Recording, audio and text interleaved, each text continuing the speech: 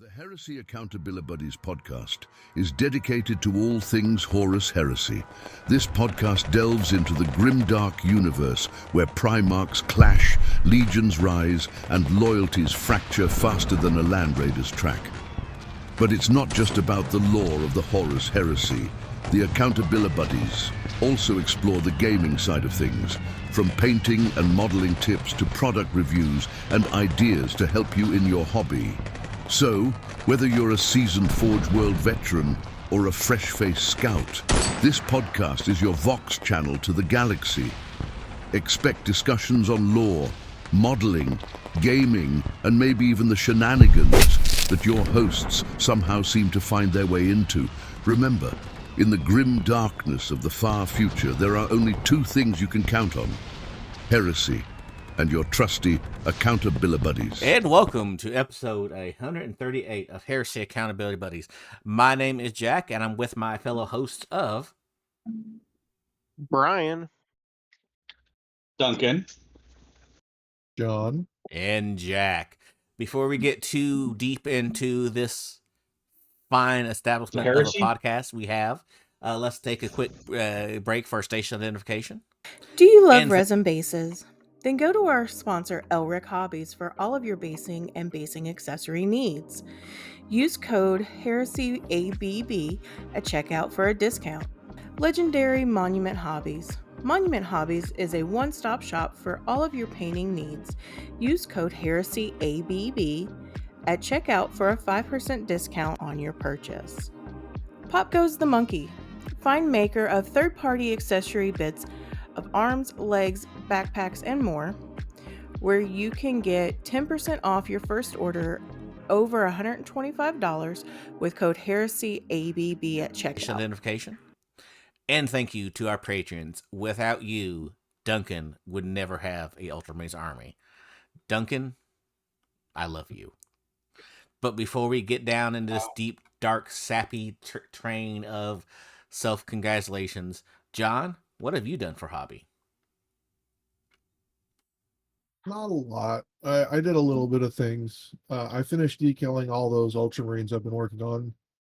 8 tubs of them, like probably close to 250 Marines. Then I built another pair of tarantulas. I got the Saturnine weapon or Dreadnought weapons came in. I special ordered those to the local shop, and so now I've got all the Saturnine Dreadnought weapons. So I decided, screw it, I need to build this giant thing, and so I built it and magnetized all the weapons and did all that stuff. I built 4 rapier platforms. I've kind of been working on them on and off for the last like 3 weeks, and kind of finally figured out how I could magnetize it with only using 3 magnets, 1 in the gun and 1 on each weapon. And so I filmed a little video about how I can do, or how y'all as well, and sent it on to Mr. Jack so he could put it on our website, on our YouTubes for us. And then I've been doing some cleaning around the house. That's about it for the last almost 3 weeks. Okay. What about Brian? I went down into the basement, found some paint that I needed for the Spartan. Found my unit of Thalax, now that I can take them again with the Legacies release. I think that's about it. I might have worked on some Terminators in a couple weeks since we've been on last. Can't remember. What about you, Duncan? Oh, let's see here. I've actually been productive again. Darn me. I have finished my first Night Lords, Night Raptors squad. All 15 of them are assembled, painted, based, everything. So they're 100% good to go. I've got the base colorations, or my zenithaling down on 2 of the tanks for the Night Lords. It's down on 1 of the Predators and 1 of the Vindicators. I've got the assembly started from 1 of my Centurions. I'm actually sitting here and putting him onto stick bases, onto corks in sub-assemblies, so that I can have him ready to go so that I can get to work on him at the same time I'm working on the tanks. I just picked up another 10 bodies for Night Raiders from Jack because he has them for me and he prints them for me because Jack is awesome and everybody needs a pocket Jack. You all should be so lucky. And then I kicked it over to Jack because Jack, what have you done the past 2 weeks?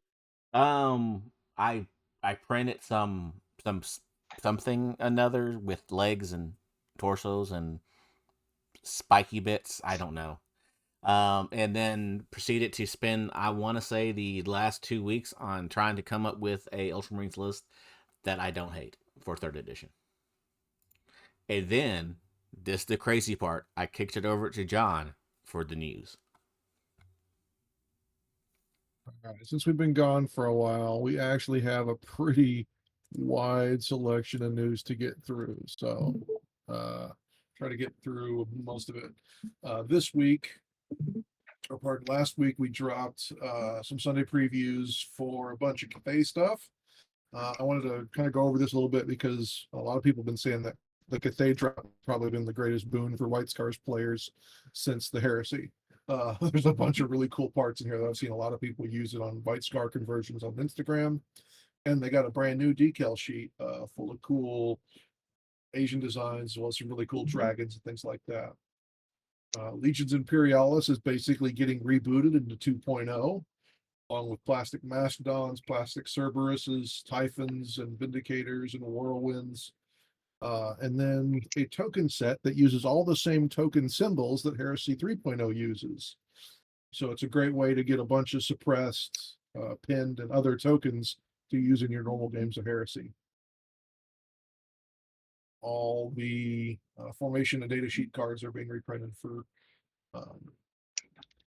Legions Imperialis as well.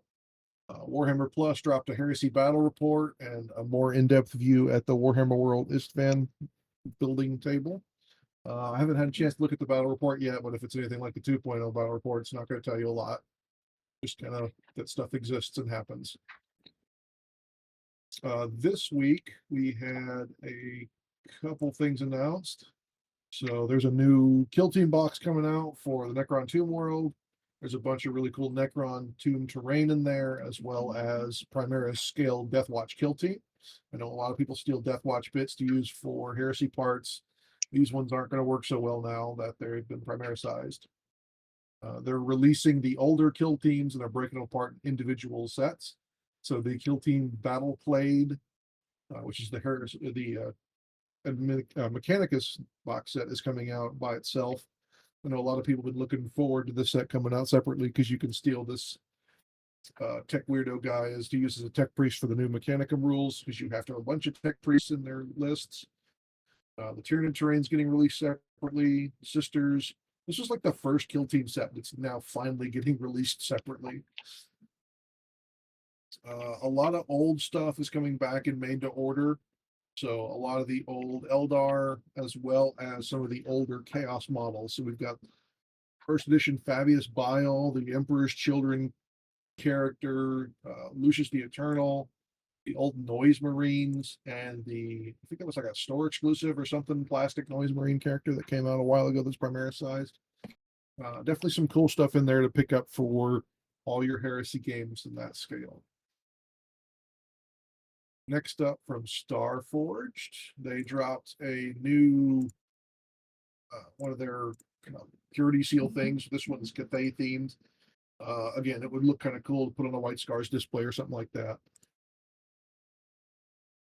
It is not outrageously expensive either. And Jack's probably thinking $1,000. Nope, $33.40. It's not that terrible. What about the sterling silver and platinum gold version? Yeah, those are the ones I'm wondering about. Yeah, they do that for a lot of the jewelry, not the purity seals. Those purity seals they kind of keep cheap, so that way you come to the website and then spend $1,000 on a cool ring that's $100 or $900, depending on which fancy edition you want. Gotta have that drip. Yep. Joy Toy dropped Horus Aximans. So basically took the Heresy character or Heresy scale model and scaled him up. He's got his freakish cut off face as a separate attachment. don't have any nice pictures of it. It's sad. But he's got his big shield and his cool sword and his Volkite bolter thingy that he comes with. Definitely a cool looking figure that's coming out later. There's a company called U2s. They were popular before for making characters, plastic characters of YouTube, quote unquote, celebrities. And they've been branching off into separate IPs. They've done, you can see at the top there, Dark Souls, Rust, Nickelodeon characters, Elden Ring. Now they're picking up Space Marine.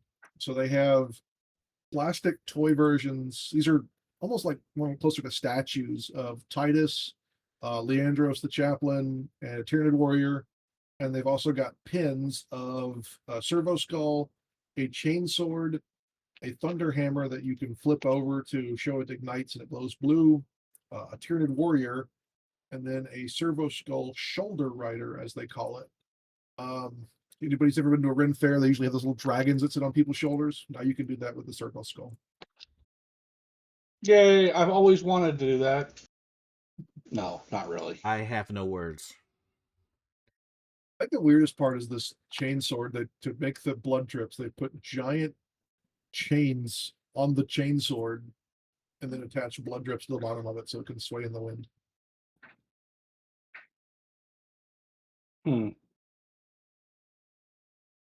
Going back to GW, some of their older articles, they did a really cool how some of their internal teams painted Legions Imperialis Mechanicum. Just 4 single pictures of their army.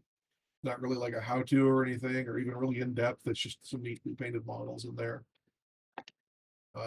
Black Library announced that they're doing a new Drop Site Massacre book. And so this will go a little bit more in depth on what happened on the Drop Site Massacre, along with introducing some new characters that were kind of hinted to be there but didn't really exist before. So Casterman Orth, Katie's Dex are both going to be on Istvan, and we're going to see what happens with them. Do we know who's writing that one? I think it's an anthology. Oh, no, John French. Yep, I'm good with that. Yeah, he's pretty good at writing those type of books. Yep. Dawn of War 4 got announced. So you're going to be able to play as the Necrons, the Orcs, for the first time in an RTS, the Mechanicus, or Space Marine Primaris.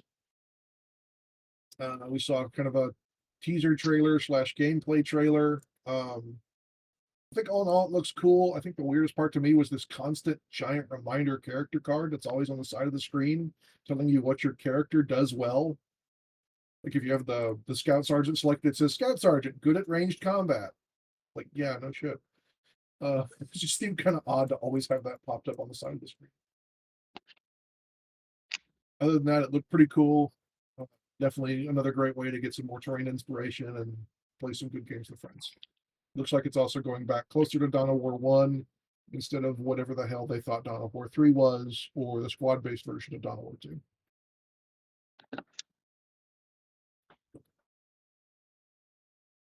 Yeah, I think a lot of us played Dawn of War 1 and loved that. I know I did. Yeah.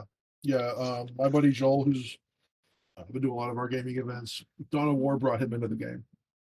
It literally, like, he walked into GameStop, thought that's cool, bought it. Went, there's a game, and then just literally that's how I met him. Not announced for release yet, but definitely is coming. Is they're going to re-release some of the old Metal Space Wolf characters. So if anyone remembers Najal the Stormcaller, or Lucas the Trickster, or the kind of limited edition Wolfguard Standard Bearer, those are all metal models coming back. Definitely some stuff on here you could steal for Heresy armies. Always nice to have characters that have some weight to them. So just another article about Legions Imperialis 2.0. The other Heresy announcement was we're going to start getting combat forces. So Space Marines 1 is going to include 20 Mark 6 Legionaries, along with missile launchers, 10 missile launchers, 10 heavy bolters, a Leviathan Dread of all things, and a Rhino. The Mechanicum Force is going to include 6 Thalax, 2 Castellax, and a Thanatar with plasma cannon. And then the Solar Ox one is going to include a auxiliary command force, some line legionaries, it doesn't say, 20 solar auxiliaries with last rifles, 2 Hermes Sentinels, and a Lehman Russ. So depending on price, these will be good to pick up like 2 or 3 of to build your army around, or just to expand your force, or cheaply start getting people into the hobby. It's nice to see we're starting to get some more releases outside of just main box or squad boxes.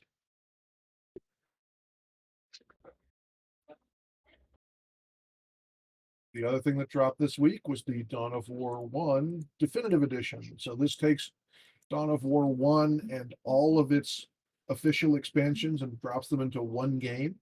If you already have Dawn of War 1 on your Steam account, you can get this upgrade for just $17 US. It is literally just a graphics upgrade and makes it a lot easier to play on newer screens. Supposedly all of the old mods work out of the box. Dawn of War 1 had a huge modding community. I know I played a lot of Apocalypse expansions and Titan expansions and all the other stuff. So it's nice to see this coming out. It makes it a lot easier to play without having to either have giant things blown up or 3/4 of my screen just taken up by blackness. And then there were a couple leaks this week. So the first leak was a new Kill Team event that's coming out in the foreseeable future. In fact, they even have a Kill Team roadmap that actually got leaked with tweet because of this. So Tomb World is the one that's announced for next week.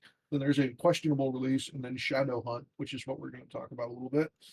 This is going to be Night Lords versus Sororitas. The Night Lords looks like to have a bunch of really cool stuff you could steal for Heresy Night Lords.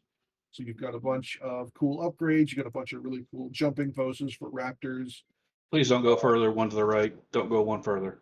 Just I know. skip. One of Oh, the God. worst possessed models I've ever seen in my life. It has human teeth and a giant tongue, and then really, really, really thin Wait. bird legs. Please move one but you one can picture to the right. Please move one picture to But the you- right. One of the models also has a double-handed chain axe, which should make Duncan Wrong happy. way. Dyslexia. Hey, And then there's a too far. pair of cool lightning claws and a Chaos Lord with cool lightning claws. Oh no. Yep.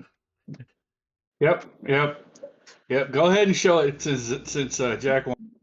All right, Jack can see it. There you go, Jack. Oh, God, that thing is hideous. I love it. I don't know who designed that, but that's just That is fantastic. why. That Yeah. that right there screams 40K to me more than any of the new stuff I've seen. It looks, does. The chaos parts are so bland. It looks like a early 90s plastic possessed. Remember that possessed sprue that came out? Every time I look at that, all I'm seeing are like gargoyles from the old gargoyle, and I hate it more and more every time I see it. Yep. I'm a fan. I'm not surprised. Along with the leak of those models was also the new Satan. I just brought this one up so you can see the scale creep. Remember when the Satan was the largest model on a 40K battlefield? That model comes up to this one's shin. Oh, Lord. I would not want to transport that thing with all the pixelation and tomb scarabs and all the other stuff flying around it. Just a couple days before recording, there was another leak, this time from the German GW account on Instagram. There's going to be a new Ultramarines Primaris captain coming out. A bunch of cool stuff that's added on there that I could probably steal bits for making cool conversions, and then an Ultramarine branded servo skull.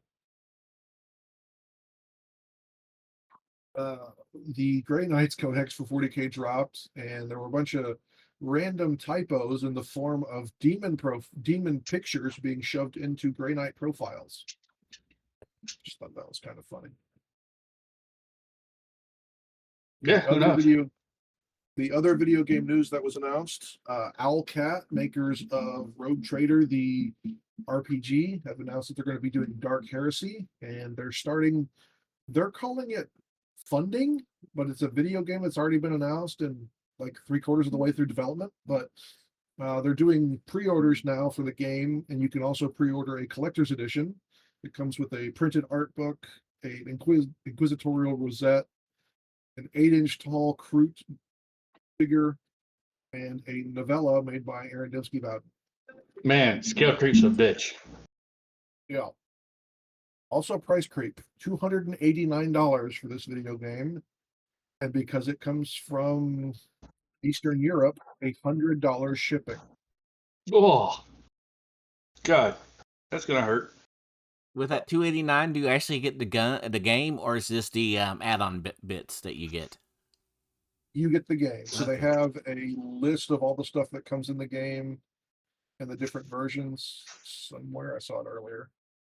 Oh, there it is, edition comparison. So the basic edition game is only $39.99. You get a digital copy, you get early beta access, and you get into their Discord. And they've got a $48.99 version that includes a digital soundtrack, your name and the credits, and a digital art book. A $79 version that adds on alpha access, a flask for your in-game character, some customization options, and enlisting in the Hall of Fame. And then the collector's edition adds on the things that I just mentioned earlier.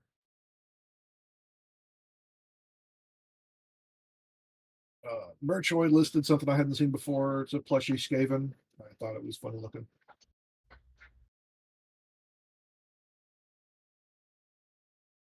On to the not GW stuff. So there's a couple new Kickstarters going on right now. One of them is for wargaming and hobby display cases by Cobalt Keep. Some of you may go, I think I remember that name. Cobalt Keep was one of the first miniature transport cases out of Utah way back in the 90s. And so now they're coming out with these wall mountable or shelf mountable display cases for models. And they have a bunch of GW models in there, including the giant Primaris tank that fits in one of these display cases. There's ones for knights. They even do a strength test on the display cases where they have the woman that works there standing on all the cases. And they show that they're really robust and won't crack under pressure. Definitely some cool ways to display your models, and also size-wise, really cool stuff. They're not necessarily cheap.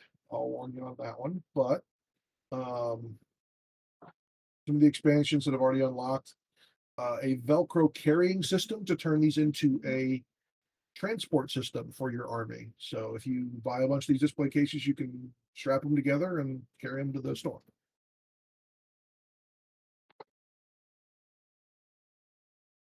Okay.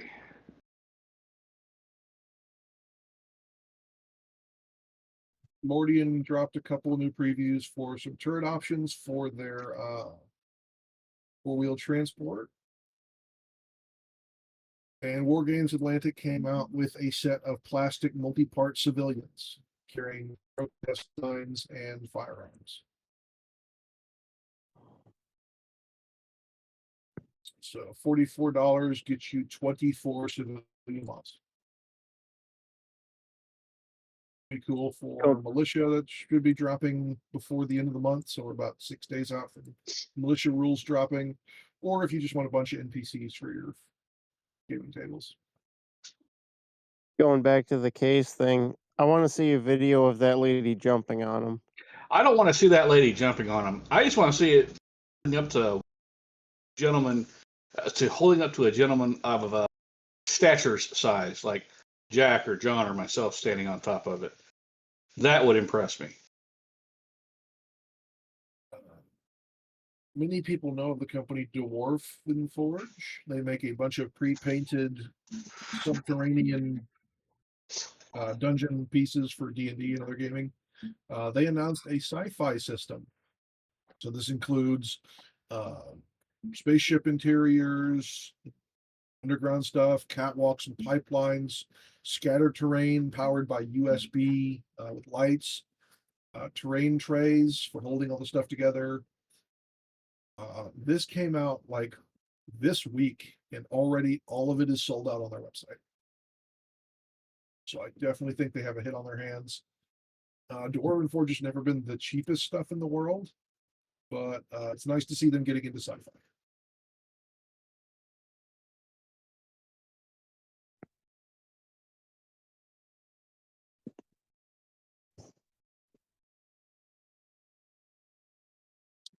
And finally, a bunch of painting stuff dropped this week. So Army Painter has come out with a whole bunch of releases in the last couple of weeks. They've taken their John Blanche paints and combined them with a couple other paints and made flexible triads, which is a box of 7 paints that all kind of go together in a system. So they've got blacks and grays, deep blues and greens, deep greens, and reddy browns, all prepackaged with a link to the Blanche things that they recorded earlier when they initially released his painting system. So just a cool way to get kind of themed painting for what you're working on. They also, it says this was released this week, but I think some of these are older colors that they've just kind of repackaged as what they're calling the War Paints Fanatic. So they've got a bunch of kind of repackaged closer to some of the older GW colors like Mithril Silver, Blood Red, things like that. Just in different dropper. Basically, they've repackaged their older paints into some of their newer colors and then added a couple new GW-centric colors. And then the other thing they announced is they've taken 10 of their existing speed paints and put them into painting markers. So you can speed paint with markers now. This I am actually really interested in, and I like the idea. I truly do. Yeah. This is the same paint marker that AK released, I want to say 6 months ago. So basically, when you start painting, there's a button on the back. You crack, and it releases a shaker ball on the bottom of the pen. And then you shake it up, and the paint starts flowing out of the end as you start brushing on the models.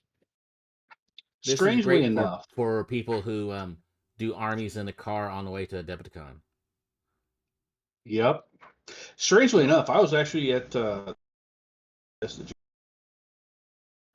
talking to Andy today, and Andy said that as soon as these are available, they're going in on the ordering for these. So we may be able to get some locally to us to try them out, Jack. Yeah, no, I think as far as like a bar to entry, this makes it ridiculously easy for people to enter.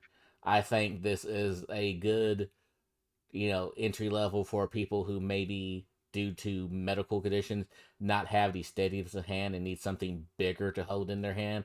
I think this is a great way of bridging a gap for people so they can, with not all disabilities, some disabilities being able to do their own stuff. I Yep. hope they get the whole entire line out in these pins, sincerely, because I think this is a good. Imagine this 20 years ago when we started the hobby. Yeah, that'd be I will amazing. say- Like I will say, when I was working on my last nights, I needed to add some new dead word bearers to the bases. And so I primed them up and bought a couple of the AK paint markers. Not these versions, but they're kind of Sharpie looking ones. And just pushed myself to just try to use the markers. And I was able to do about 75% of the painting with just the markers. yeah, I bought And some That's of it's these. amazing. a lot faster than using a brush.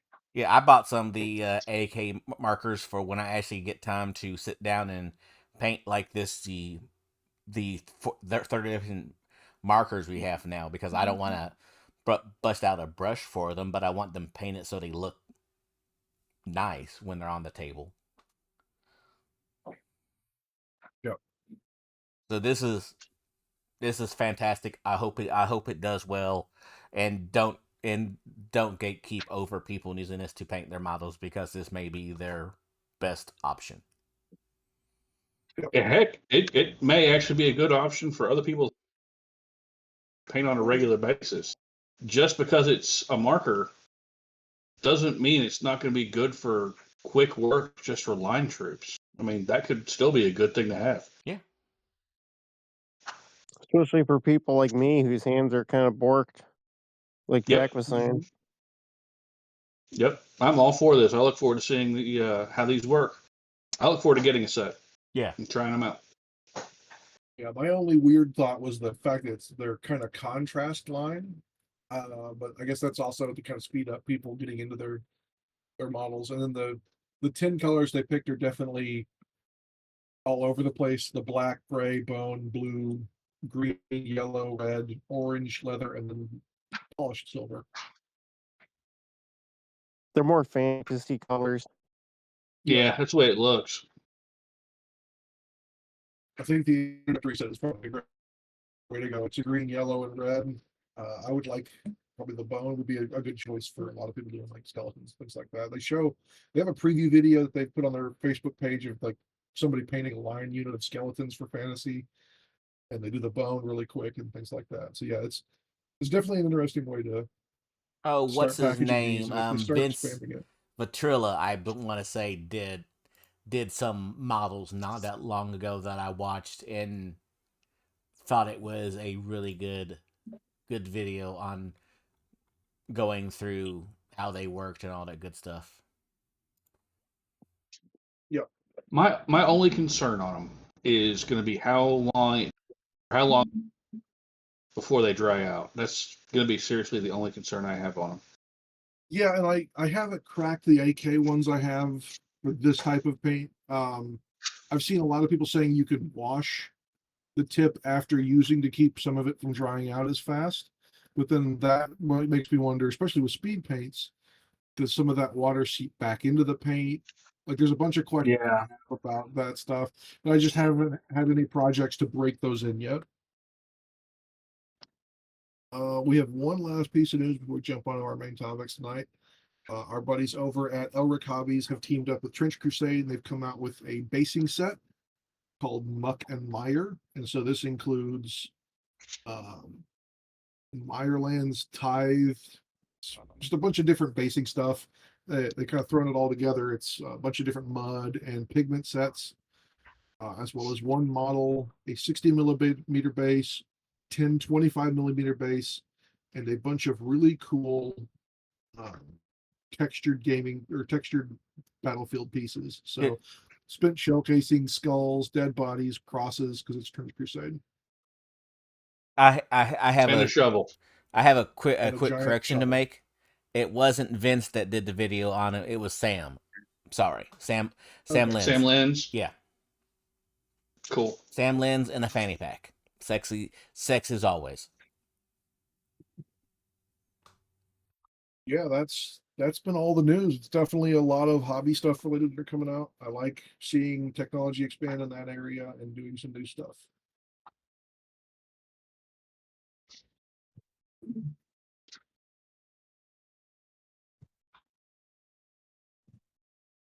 Well, with the news and the hobby progress, meat and potatoes. And that is going over Ultramarines and then more Ultramarines. Ultramarines, and then going over blue and white, and then white and blue. Fair enough. Duncan, do you want to kick us off? I mean, I can, unless John wants to go ahead and start us off with the Ultramarines, because loyalists. No. We let you all go first. That way you don't feel put upon. Yeah, we'll go in Legion number order. Okay, that's fair. I'm cracking my book open here. Now, if I start digitizing or anything, someone tell me before I go too far. So, world leaders. First thing we're doing, we all know, happy lunatics who want to punch things and hit things with chainswords. So I'm not going to throw the book up on the actual cast for video or anything like that, because I'm actually using my real book here. But I'm going to start off with the armory. So, first thing, any unit entirely composed of models with the world leaders, anybody who has a chainsword can exchange it for free with a chain axe. Chain axe is now +1 strength, -1 initiative. They still have shred. So it is a side grade. So even though for world leaders it's definitely fluffy as all get out, and all my guys who have not got other weapons already have chain axes, it definitely puts you at a bit of a disadvantage to throw everybody into them with chain axes. So we might start seeing more people with chain swords in world leaders. I'm not really sure if everyone will, but some people will. Then we have our Kadiri weapons. We have the Meteor Hammer, which is -1 attack for having it, +2 strength, AP 3, damage 2, and it's got impact for your initiative modifier. So you charge with it, and you're going to strike a little bit faster. Then you have the Excoriator Chain Axe, which is -2 initiative, base attacks, +2 strength, AP 3, 1 damage, breaching 6, and shred 6. Your paired Falx Blades, which everybody under the sun loved last edition, +2 on strength, +2 on attacks. Strength is normal, AP is 3, damage 1, and no special. So there's no more rending 4 up for these guys. So everybody like myself who had like 60 of them, who were all dual Falx, they're not anywhere near as good as they used to be. They're not as glass cannony, but they're not as ubiquitous.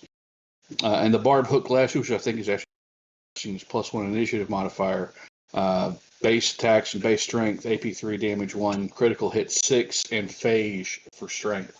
So if you hit someone, you're wounding them, and that unit now takes a -1 on their strength tests, or on their strength profile. So that's going to definitely be interesting.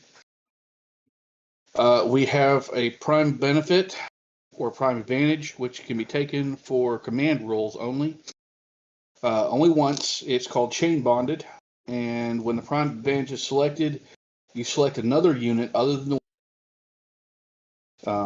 which only includes models with War Leader that has another command unit, and one model in the selected unit and one model in the unit selected to fill the prime force slot both gain Chain Brothers. Chain Brothers means that when they're in unit coherency with one another, that could be because they're in a unit or just side by side, the model gains a bonus, both models gain a bonus of +1 to hit, made in the assault phase. And if one of them is engaged in a challenge in that same combat as the other model, both models count as being in unit coherency. So if you're running paired Centurions, or a Centurion and a Primus Medicae or what have you, and you're sitting there throwing them into the same unit, taking that's definitely going to make you a little bit happier as long as they're riding around together.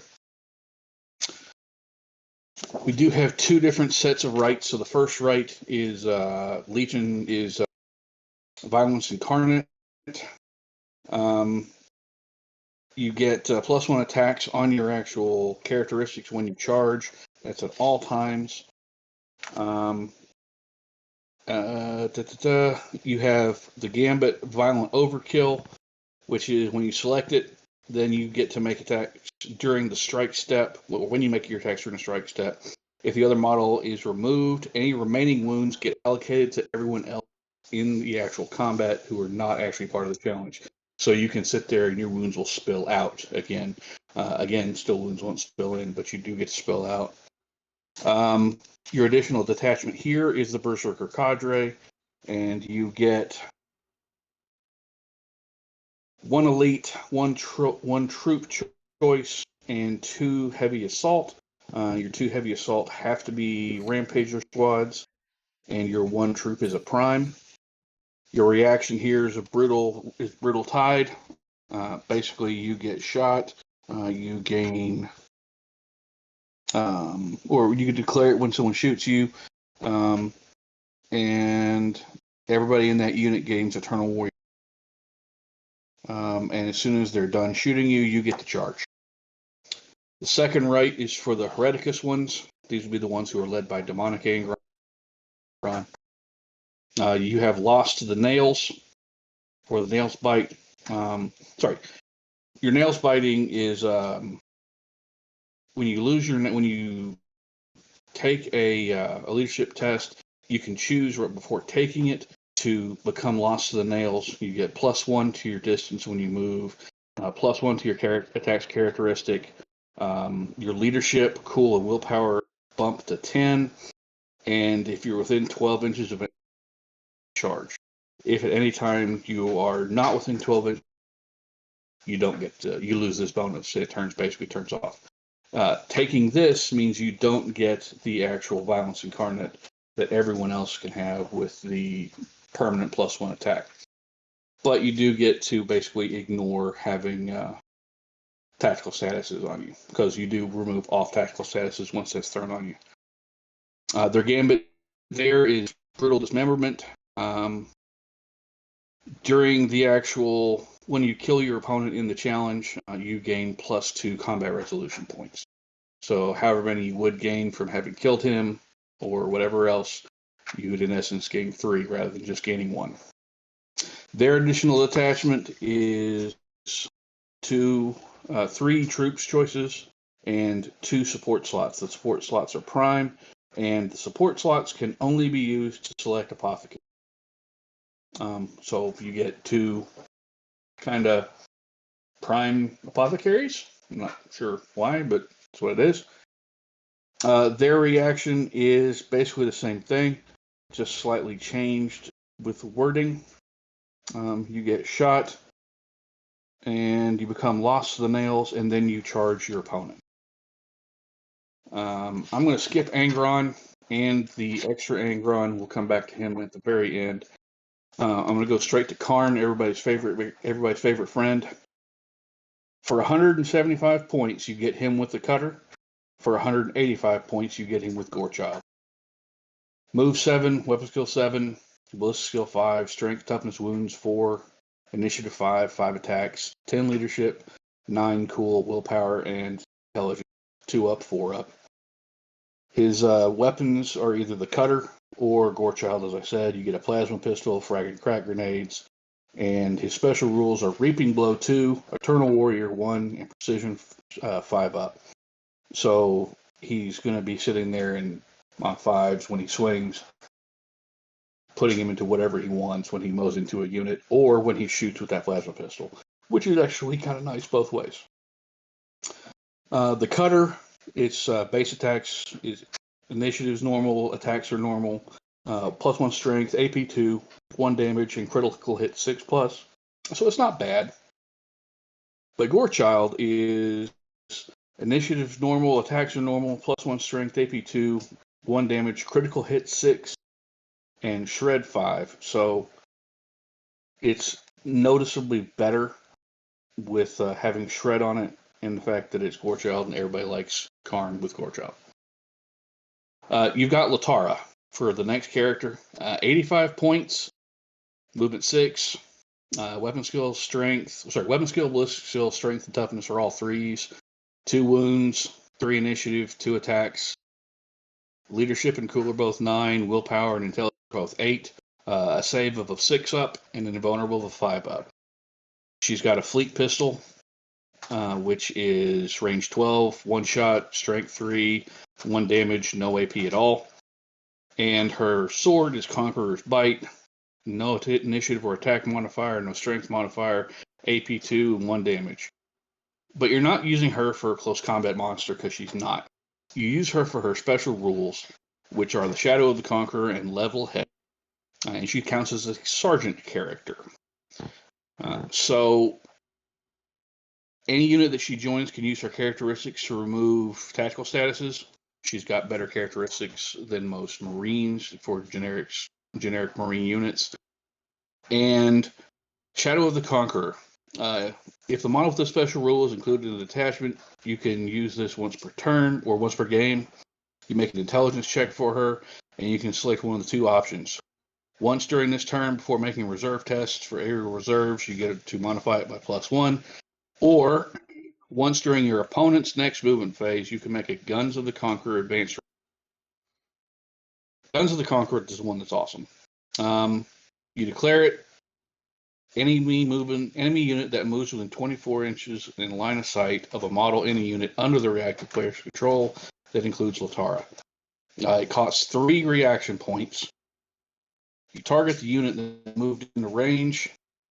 You make a shooting attack with the prowling profile. Range 24, 1 shot, strength 10, AP 3, damage 3, barrage 2, 7-inch blast, breaching 5 up. So once that's done, it's done. It's pretty beefy. A 7-inch blast that's strength 10, AP 3, and breaching 5 up with 3 damage. That'll hurt any vehicle, any pretty much anything on the table is going to be smacked pretty hard by that. And I kind of like that. It's not ordnance, so you're not having any of those extra bonuses, but it's also an assault, so kind of nice. Moving on to units, you've got your Red Butchers. 250 points gets you 4 guys and one of your Devoured for 45 points additional. They're Cataphractii Terminators with movement 6, weapon skill 5, strength and ballistic skill of 4, toughness 5, 2 wounds each, 4 initiative, 2 attacks.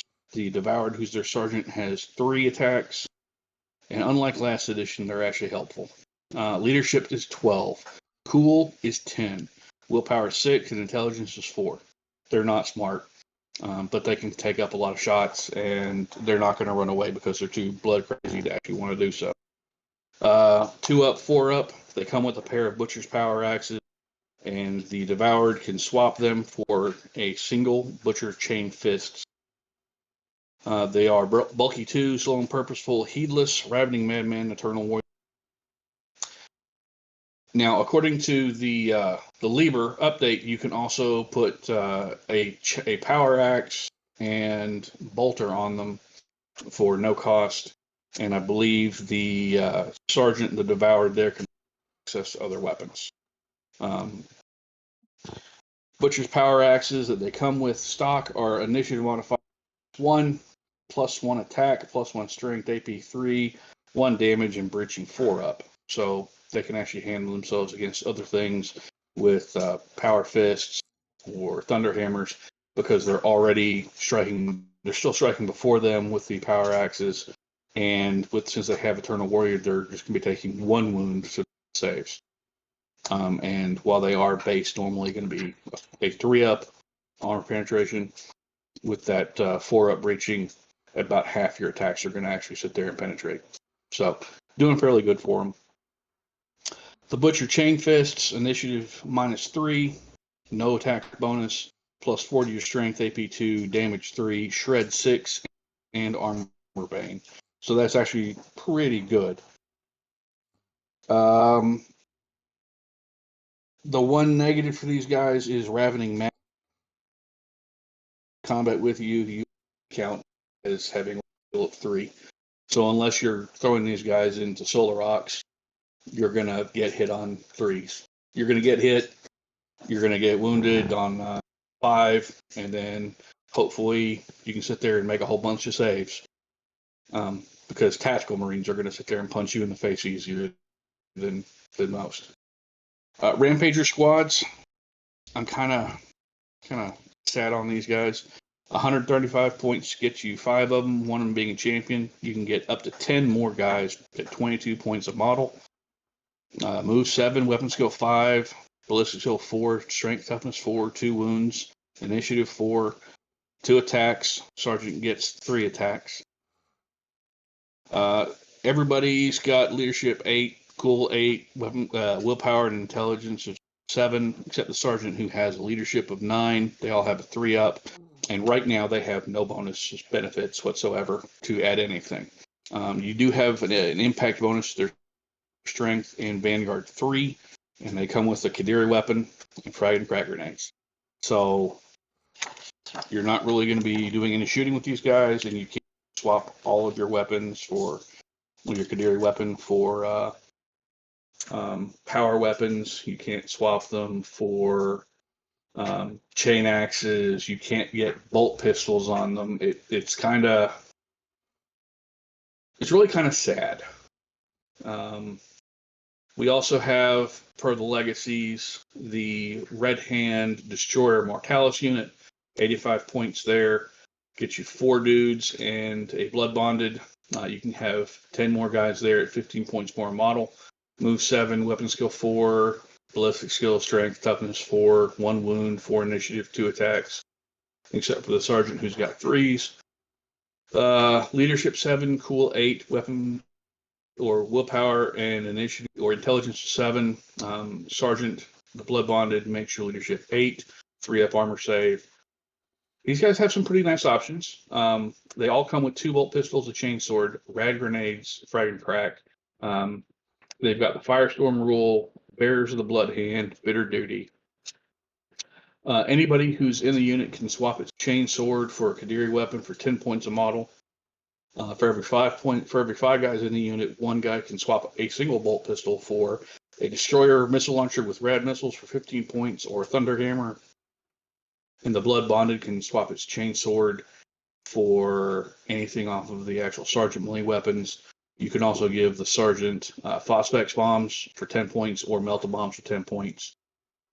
Their Bearers of the Blood Hand rule is when resolving a combat in the resolution subphase of the assault phase. The controller player scores 1 combat resolution point for each unit that includes any models with this special rule. So it's seen as an honor to have it, and they're more likely to be lauded by everybody else. So I guess that's how that's going to work. The destroyer missile launcher with the rad missile is range 24, 2 shots, 4 strength, AP 3, 1 damage, poison 2 up, and phage toughness. It's an assault weapon, so that's good there as well. Then you have the jump pack version, which is the same guys, the same rules, the same stats, except it's 110 points for 5 of them, 4 of them, and a sergeant. And they can go up to 10 more guys at 20 points more a model. And that's it for the World Eaters there. Character-wise, Angron. I'm just going to give us a happy, normal, not totally demonic version. 450 points. Movement, 8. Weapon skill, 8. Ballistic skill, strength, toughness, wounds, initiative, and attacks are all 6s. Leadership, 12. Cool, willpower, and intelligence are all 10. 2 up, 4 up. Comes with Gorefather and Gorechild. The Spike Furnace, which is his plasma pistol, and grenades. His rules are Sire of the World Eaters, Bulky 4, Impact, Strength, Lord of the Red Sands, and Eternal Warrior 2. His weapons, melee weapons are Gorefather, Gorechild, no initiative modifier, +1 attack, goes off his strength, or AP 2, damage 2, critical hit, shred 5. And his pistol is 12-inch range, 2 shots, strength 7, AP 2, D2, nothing else. Unlike other plasma weapons, you can't throw it on the maximal and possibly overcharge it and cause damage to him. So his is just doing what it does. His rules: Lord of the Red Sands. Angron can fight successive challenges in a turn. At the start of the glory step of a challenge involving a model with him, he can choose to return to the declared challenge step after having won the first challenge.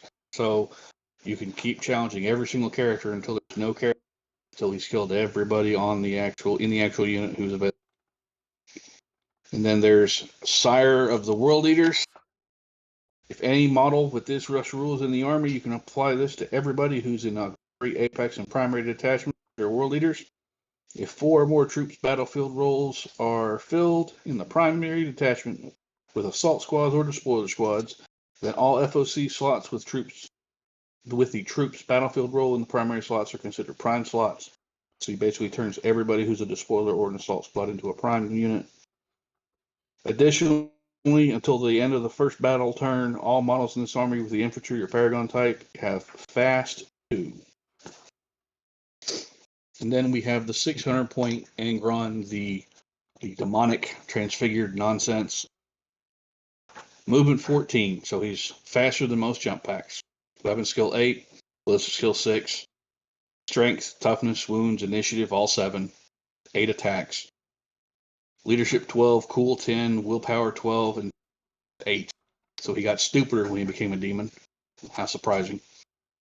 Save of 2 up, invulnerable 4 up. War gear is only the Blades of the Red Angel.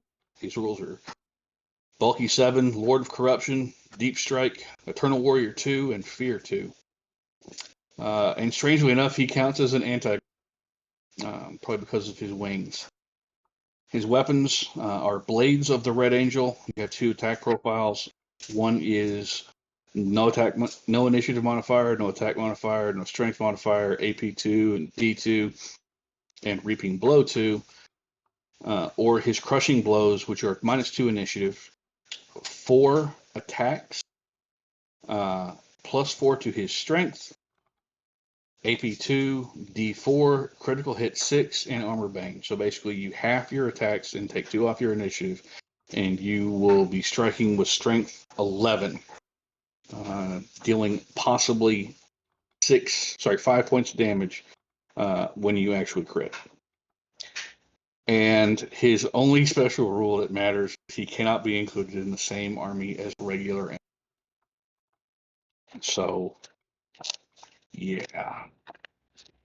Angron's demonic Angron's a bit silly. Not really a super huge fan of demonic Angron, but I do like the model. Beyond that, the Liber Legacies does grant the following. Once I have it, here we go. For models with command, champion, specialist, or sergeant types, they can have their power weapons exchanged for a Kadiri weapon for plus 10 points a model, which means you can have more people taking Meteor Hammer, what have you. Red Butchers have the following additional options. You can have your Butcher Power Axe exchanged for a Kami Bolter and a Power Axe for free. Any model may have its Power Axe exchanged for a pair of Lightning Claws for 10 points. Devoured can have, if it has already replaced its Power Axes with a Kami Bolter and Power Axe, it can have a Kami Bolter exchanged for something from the Kami weapon list. And if you've done it as well, you can also swap out a Power Fist, a single Chain Fist, or a Thunder Hammer for 10, 5, and 5. You can also give it a Grenade Harness for 5 points. Rampagers, everyone can actually have a bolt pistol added on, selected for it for free, so you can have your bolt pistol and your phalanx blades or what have you. The champion can replace its bolt pistol for a plasma pistol for 5 points, and the Rampager champion can have its Kadiri weapon exchanged for a pair of Lightning Claws for 10 points or a Power Fist for 15. And that's all we got. Overall, I feel they're a bit lacking in options for the Rampagers. We didn't get Jump Rampagers, which kind of sucks. The Red Butchers are more viable this edition. Last edition, I never took a single one of them. They weren't really all that good. Now they're actually pretty beefy. Karn, as always, is beefy. He's fun. Angron, he's Angron. I mean, you can't really go wrong with Angron. You run him at something and go smash to the end. Latara's inclusion's kind of interesting. I really like her basically being able to call down that massive orbital barrage as a reaction, not as a basic shooting attack. So that's kind of nice for her.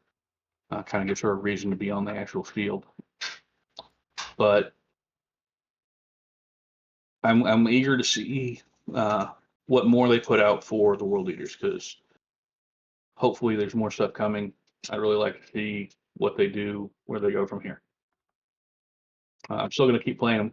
I'm already planning with some of the other stuff that came out in the Legacies to an updated army with less Rampagers and more Elite Breachers. So I'm going to have fun no matter what.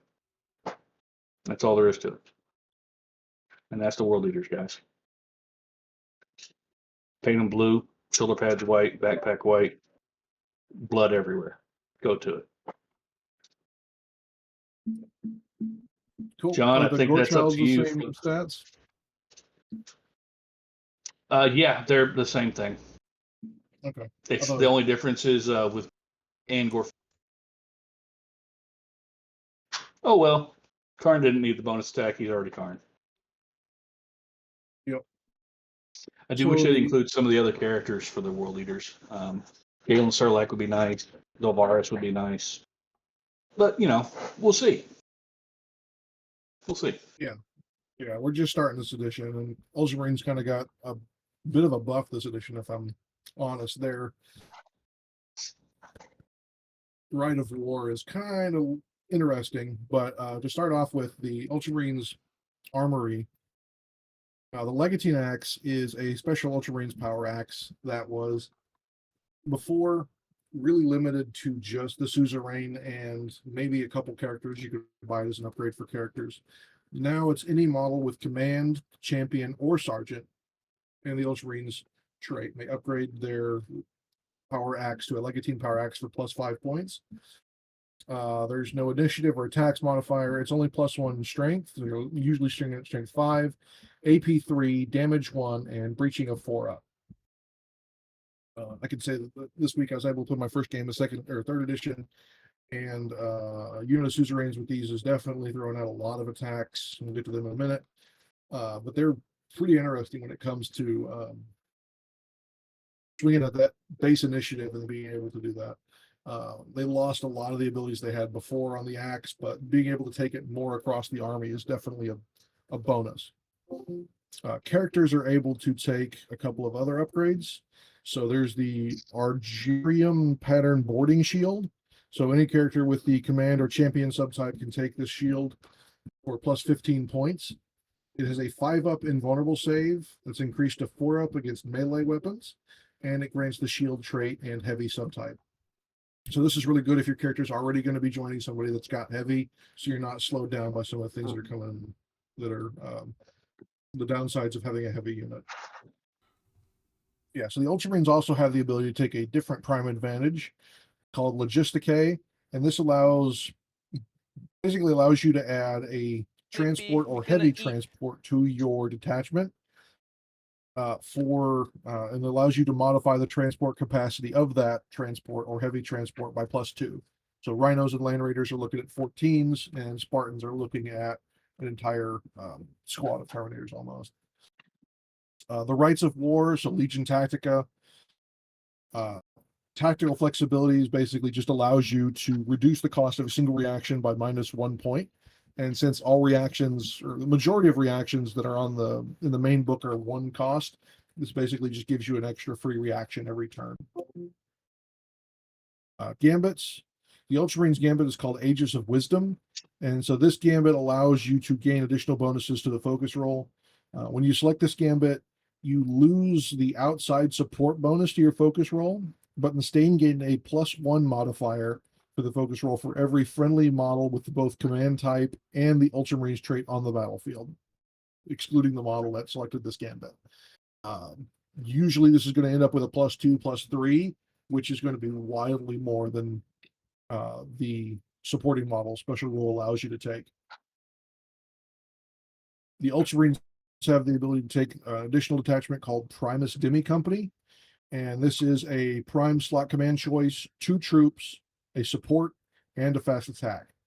The prime command in this detachment has to be an Opte, and I found I was actually using this detachment fairly well, or in some of the lists I was building, so it allows a bunch of extra detachments to come in, and it's a fairly good split along with the 2 troops, the support, and the fast can get you kind of decently expanding your force.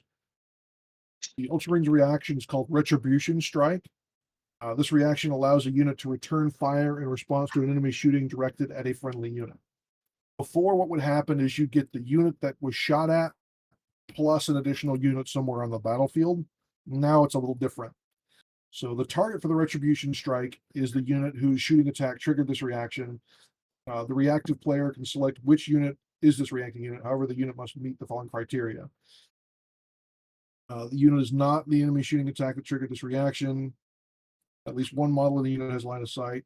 So basically what happens is, let's say I'm going to shoot Jack's tactical squad, or Duncan's going to shoot Jack's tactical squad. Jack is going to, and then respond with that by saying, okay, I'm going to have the autocannon squad that can see the unit that's shooting Jack's tactical squad open up instead. So it allows you to, in my game, my opponent decided to shoot one of my Rhinos with his Castellax unit, and in response, I shot them with autocannons. So it really allowed me to dish out a bunch more damage than he was expecting to come back in return. When you're looking at special characters, it's kind of odd that we chose World Leaders and Ultramarines at the same time, because Remus Ventanus is the only other character in the game at the moment that can actually modify aerial reserves. So Remus Ventanus is 175 points. He's a command choice.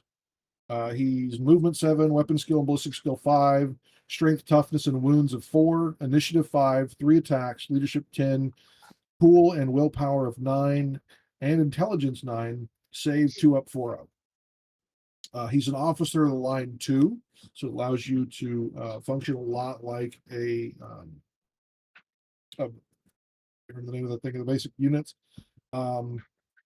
His war gear, he's got Phaeton, which is a special power axe or power sword, Icon of Calth, Vox Interlock, Bolt Pistol, Melt the Bombs, Frag and Cracks. Phaeton is a special power sword, initiative modifier of 1, or no initiative modifier, +1 attack, basic strength, AP 3 and 1 damage. It's got breaching 6 up and duelist edge, so it allows you a little bit of a bonus in challenges. The Icon of Calth, so this allows you the tactical strength of models with the Ultramarines trait in a unit that includes any models with the Icon of Calth is modified by +1. So this allows you to be able to take objectives a little easier. And then finally, the Vox Interlink allows you to add +1 to the result of reserves tests, including those made for aerial reserves. Again, that's pretty handy when you're trying to build lists and you can get your plane on board. This allows you to add +1 to that roll whenever you want. The other things Ultramarines get access to is the Invictara Suzerain Squad. This is everybody's favorite axe wielding and board wielding choppers. So movement 7, weapon skill 5, ballistic skill, strength and toughness 4. They each have 2 wounds. Sadly, they're only initiative 4, but they have 3 base attacks. Leadership and cool of 9, willpower 8, intelligence 8, and they're 2 up, 5 up. They have obviously the Legantine axe, the bolt pistol, and they have base with that boarding shield. So this allows them to have a 4-up save in combat, which I completely missed for my game. They also are heavy because of the boarding shields. For every 5 models in the unit, they are allowed to swap their bolt pistols for plasma pistols. And with the Legacies PDF, we got the ability for them to get their hammers back. Yeah, any model of the unit may swap their axes for hammers for +10 points. So this isn't capped like most units for 1 in every 5. Any model of the unit can swap to hammers. So basically you're looking at 40-point add-ons, 40 points per guy with a Thunder Hammer and 3 base attacks. They also come stock with a special rule called Lords of Ultramar. So during the status subphase, any friendly model, not vehicle, within 12 inches of a model with this special rule that's under the effect of a status can use the characteristics of the suzerain to remove those statuses. So if the suzerain are in the middle of your line going through and just trumping things, this allows anyone within 12 inches of them to start using their stats for those tests. The other unit that was added at the end of 1.0 was the Praetorian Breacher Squad. So these are special Ultramarines breachers that come with power swords. Movement 7, weapon skill, ballistic skill, strength, and toughness of 4. They each have 2 wounds as well. They're initiative 4, and each have 2 attacks base. Really, the only difference, let's see, their leadership 7, the sergeant's leadership 8, cool 8, willpower and intelligence 7, and they're 3 up, 5 up. This guys come stock with power swords, bolt pistols, and boarding shields, as well as frag and cracks. Up to 2 Praetorians in the unit may have Legion equipment, so obviously Vexilla, as well as the thing that takes away saves, or shrouded saves. And then 1 Praetorian in the unit may have a Vexilla, or sort of Vox they could have over here. The Primus in the unit can swap to a plasma pistol for +10 points. And the Primus in the unit can upgrade his power sword to a power fist or a Legantine axe. The power fist is 15 and the axe is only 5 in this instance. For the most part, they're pretty good. If you want breachers but better, this is definitely the way to go. The only thing that I really have a problem with them is they're considered a heavy assault unit, so they take the same slot as Terminators in your army. Legacies also gave us access to a few units that we've been missing before. Jack's favorite Lokutara Storm Squad. These come in at 5 models at 200 points. They can have additional 5 models at 38. They're anti-grav. They're an assault unit. Movement 12, weapon skill 5, ballistic skill, strength and toughness of 4. They also have 2 wounds, initiative 4, 2 attacks base, The sergeant gets an extra attack for 3 attacks. Leadership and cool of 8, willpower and initiative or intelligence of 7, and they just have a 2-up save with no invulnerable. Their special rules, they're bulky because of the jump packs, deep strike, and precision 6-up, so they can start hitting special units or special characters and units when they start attacking. The sergeant can swap their power sword for any of the sergeant melee weapons. And then for every 5 models in the unit, you can swap your bolt pistols for anything in the Legion pistols list. The sergeant can also swap for anything in the Legion's pistol list. The sergeant can also upgrade to a combat shield at +5 points, and he can take melt the bombs for +10. The thing that really makes these guys special are the special rules and the sword itself. So the special rule is called the Blade of Wisdom. They gain a bonus when locked in combat with unit with tactical statuses. So if you can drop a status on someone and you charge with these guys, they gain an additional +1 to their attacks characteristics until the end of the turn. So you're looking at 3 attacks base and 4 on the sergeant. The power swords, no initiative or attacks modifier or even strength modifier. It's AP3 base, damage 1, and breaching 5 up. So it definitely allows you to kind of quickly sneak in there, get some good hits in.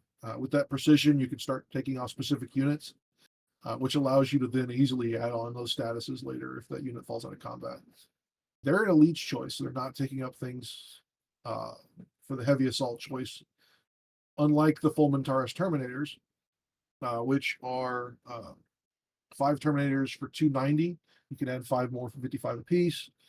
They're cataphracti, but they're move 6, weapon skill, ballistic skill, and strength 4, T5, 2 wounds, initiative 4, 2 attacks base, 3 on the sergeant, leadership and cool of 8, willpower and intelligence of 7, and 2-up, 4-up. These guys have implacable advance and slow and purposeful because of the cataphracti, but they also have firing protocols 2, which allows them to shoot their basic combi bolter as well as the special full Mintaris missile array. All these models also have a Patriarch targeter. The targeter could be swapped to a power weapon for free, a power fist for 5 points, or a chain fist for 10, or the sergeant can get a thunderhammer for +10. And all these guys are classed as heavy because they're Terminators.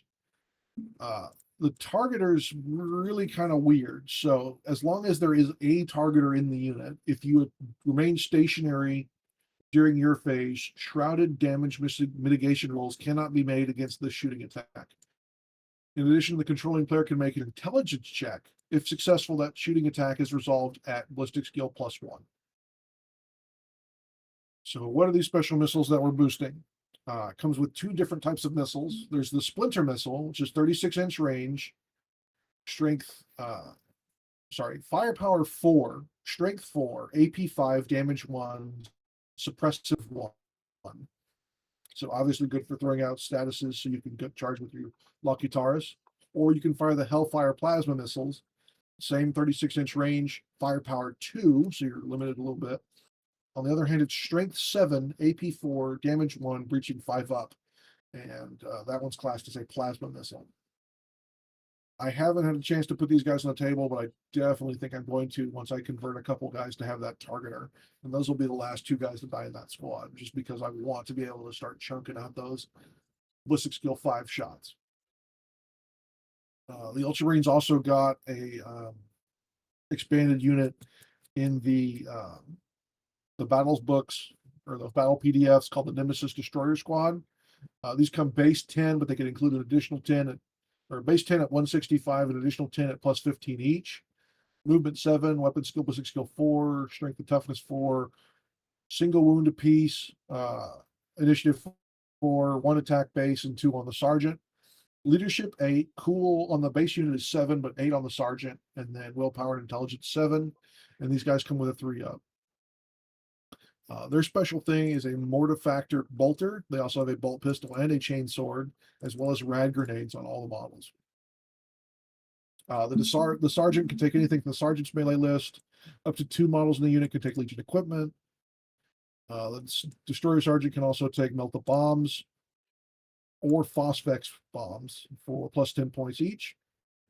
For every 5 models in the unit, you can also swap your bolter for a Volkite Charger, Flamer, Plasma Gun, Melt-A-Gun, Graviton Gun, Last Cutter, Heavy Bolter, or Destroyer Missile Launcher with Rad Missiles. You can be handing those out a lot to specialized units. The bolter that they carry is special in a couple of ways. It's the Mortifier bolter, 18-inch range, firepower 2, strength 4, AP 5, damage 1, but it causes panic 1. So this allows you to go out there and again cause those statuses that you're looking at to pick up with those Lucky Tara squads. Obviously, we've gone over the Rad Missile Launcher, 24 inches, strength 2 shots, strength 4, AP 3, damage 1, poison 2 up, and phage toughness. The Ultramarines also brought back Honored Telemachus. So this is a special Dreadnought, movement 8, weapon skill +6 skill 4, strength and toughness 7, 6 wounds, initiative 4, attacks 4, leadership 12, cool 10, willpower 7, intelligence 5, and he's got a 2-up, 5-up. Comes with the carries, assault cannon, a graviton or Gravis power fist, and a combi bolter. He explodes on a 5-up, and he's got implacable advance, and he hates word bearers. Who doesn't? Yeah, everyone does. For a Contemptor, honestly, he's not that bad of an upgrade. I think if you're looking at points wise, he's not that much more than a basic Contemptor, but getting the ability to hate word bearers, obviously they're fairly popular as a army goes. So you're going to be seeing them on the types of events. And so I think he's a pretty good choice if you're going to be going to an event with word bearers there. The only question I really have about him is the same question, quote unquote, named Contemptor. None of them seem to have weapons. Yeah. 4 and 4, just like regular Contemptors. So that seems to me a bit different. I'm not complaining. I think definitely a worthwhile inclusion. It's just a little they seem to have definitely dialed back weapon skill upgrades on most units. I mean, going back, the only thing that we've got that's weapon skill 5 in the Ultramarines was the Suzerain. I don't even think the Lucky Taurus. Yeah, the Lucky Taurus work, but it's very rare that you're going to see weapon skill 5 now on units. It's got to be something very special for that. And finally, Big G-Man, Rabik Gilliman, the Primarch of the Ultramarines, the Victorious, the Master of Ultramar, Ruler of Hulse, the Blade of Unity. Movement 8, weapon skill 7, ballistic skill 6, strength 6, toughness 6, wound 6, initiative 6, 6 attacks, leadership 12, cool 10, willpower 10, intelligence 10, 2-up, 4-up, all for 465 points. And just all around a swell guy. Yeah, it's just a great dude. Nazi dresser. Does he come with a special rule called spreadsheets? No, he has Eternal Warrior 2, though, like most Primarchs.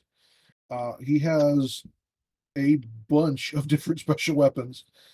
So he has the Arbitrator, which is a special bolter, 18-inch range, 2-shot, strength 6, AP 3, damage 1, and breaching 5-up, with the assault trait, so he can use this in the setup moves.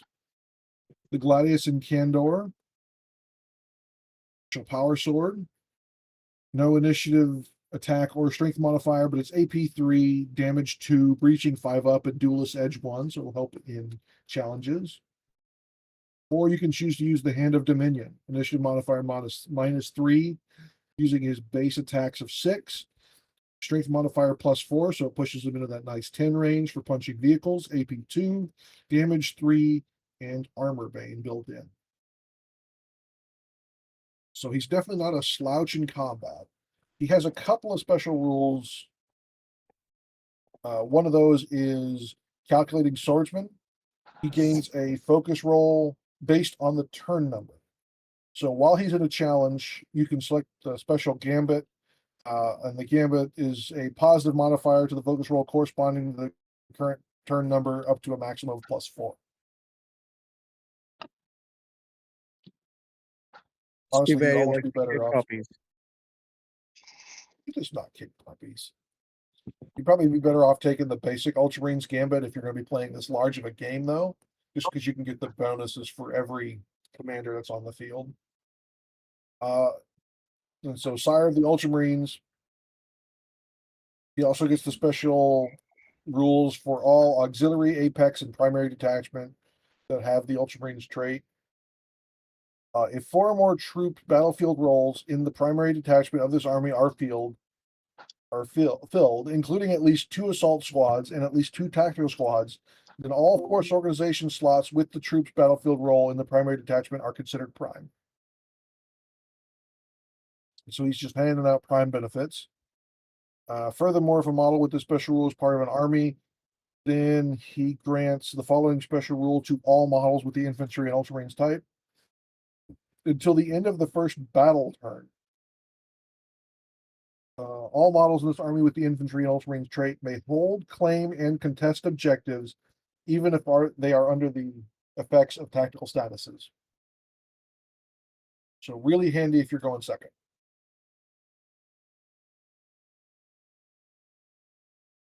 That's pretty nifty. Yeah, I'm not really complaining about that one.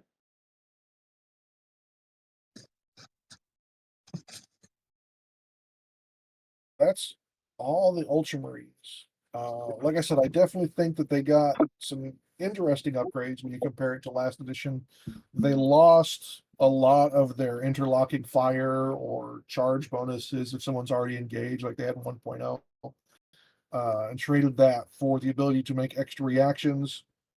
And then their special reaction that only costs 1 point, which could basically be free, kind of allows you to drop a surprise shooting attack on from someone they didn't see.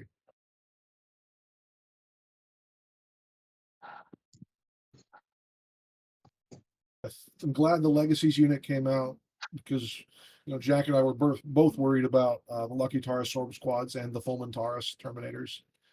I've got a few, like I said, cuts to make on some of mine to give them that targeter that they never had before 1.0. But I definitely like a lot of the things that I'm seeing here.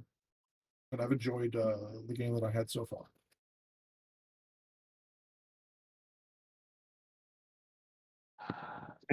I have a suggestion, John. Shoot. Instead of like cutting up your models again, you could just find a servo skull bit, and that could be your targeter, and that's an easy add. Yeah, but I'll forget that the power fist that's there is not supposed to be there.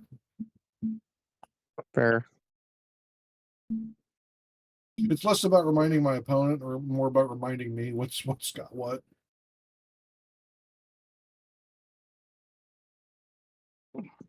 I put a lot of time and effort, as you did, John, in finding all the bits for my stuff. I'm not cutting up anything. You just gonna build more? I'm not building more. I say cut up, but my first squad of Fulman Taurus Terminators were all magnetized on both arms. Because I originally thought that I'd have to swap the power weapons, or because 1.0 Fulman Taurus came with maces stock, and then you could buy power fists. So And I thought I autocannons. would have maces. Yeah, and autocannons. I do miss my autocannons. But so I thought that I'd have to have more maces than power fists. So I magnetized both sides. And then the top to make the missile launcher replaceable with the autocannon. So yeah, my guys have each Terminator has 4 magnets each, so that I could magnetize the missile launcher. And then if the missile launcher was on, I needed a way to mark out the sergeant, so I magnetized a little crest to put on top.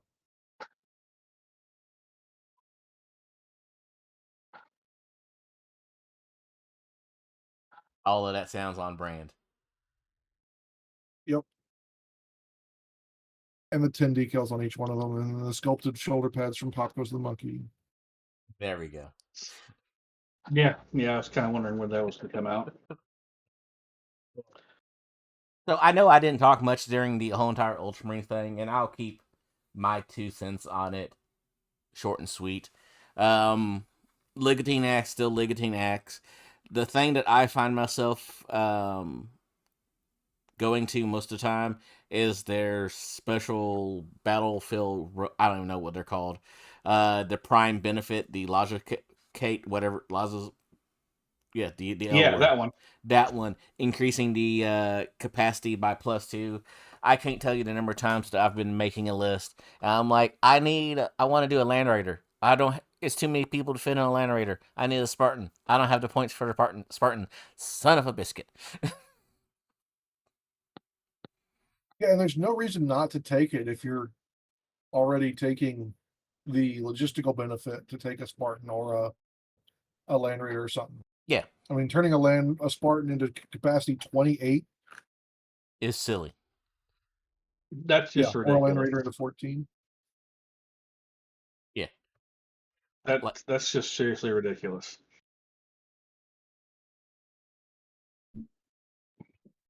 that's my 2 cents. Yeah, no, I definitely like the bonuses we get, and I like some of the other stuff. So it's definitely interesting. I mean, that's our main topic for tonight. I guess event shout outs and other stuff. Yep. The one thing I forgot to mention that I did for hobby wise in the beginning, I went ahead and already uploaded it to our Facebook page, but I went through all the books and typed out all of the ranged and melee weapons and war gear options and put them into a single Google Doc, Excel spreadsheet, and put that up on our Facebook page and shared it out to a few groups. So you're welcome to go through that. Some of the books had traits kind of randomly, like it went assault/bolt or bolt/assault. And so I went ahead and changed that so they're all one way, and then made a separate column so that they're the other way. And so that way you can sort by if you want all the assault weapons at the top or if you want all the types of weapons sorted that way. You can do it that way if you don't like it sorted alphabetically.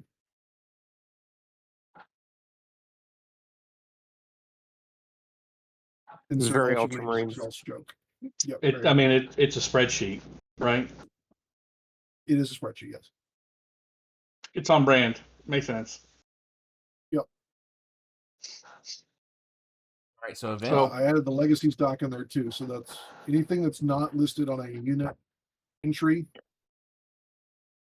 is listed in that document. So obviously all the Primarch weapons aren't there, but all the basic weapons are there, including the custom weapons.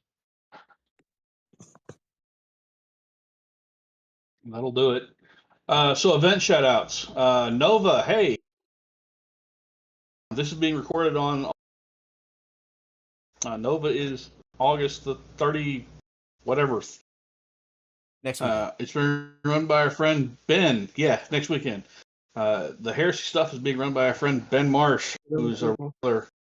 He's one of the cool people who hangs out with us, spends time with us, and he attends Adepticon. You should definitely go check out Nova if you have the ability. Here he's got a lot of stuff planned for 3.0 and should be a great time. John, when's Warzone? Is it at the same time? I don't know. I honestly don't recall when Warzone is. I think it's the same time. Okay. Well, I know if that people my are- events this month got pushed back a little bit. So we ran our event this weekend, which is why I got a game in. And then obviously every third Saturday of the month normally is my events at Dallas Games Marathon. Warzone is actually September 5th through the 7th. okay, so it's the very next weekend. Very next weekend. Cool. And then my other event, the 3-day event, is January 16th through the 18th. And I'm also doing the 4th Sunday painting events, which was also today. I went through and coached a couple guys through weathering. I did some dry brushing, some chipping weathering with sponges, wash weathering with oils and things like that. So next time, I don't know what I'm going to do. I'm just going to leave it up to the community, probably do some airbrushing and things like that. Seem to be what we wanted to see. So if you're in the DFW area, come on down to Dallas Games Marathon on the 3rd Saturday or 4th Sunday and hang out. Sounds good to me. Who are we doing next on the Legions for Are we next doing- weekend? Are we doing more Legions, or are we going We're taking a Legion break, and we're gonna take a Legion break and do the Knights. Ooh, Since people seem to nice. have a question about the Knights. So I'll be That's doing good. Knights, going through and talking about that. And Sounds may I good. request also how to ally them into things? That would be a wise thing because there are people who want to do that. Like Jack. Jack wants to do Me, that. I'm that people. I'm trying to get out of painting stuff. What do you Well- mean, you people? And on that note, Nope, we're not doing that. We're not doing that. One other thing I do want to shout out. I do know that the Kentucky has an event coming up.